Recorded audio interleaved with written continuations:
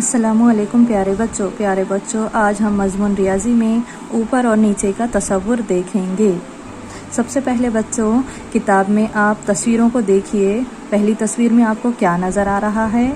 जी हाँ, सबसे पहली तस्वीर में पहले नंबर के दरख्त के नीचे एक बंदर बैठा हुआ है और दूसरे दरख्त पर के ऊपर बंदर बैठा हुआ है। उसी तरह बच्चों दूसरी तस्वीर में आप देखिए, दूसरी तस्वीर में पुल के ऊपर से ट्रेन जाते हुए नज़र आ रही है और पुल के नीचे से स्कूटर पर सड़क के ऊपर एक आदमी जा रहा है। उसी तरह तीसरी तस्वीर में ऊपर एक बल्ब जलता हुआ नज़र आ रहा है और बल्ब के नीचे टेबल है, टेबल के ऊपर कप रखा हुआ है। ठीक है बच्चों, आज आपको समझ में आ गया ना ऊपर और नीचे का तसव्वुर। कल हम इसके सवालात देखेंगे। ठीक है बच्चों, जज़ाकल्लाह।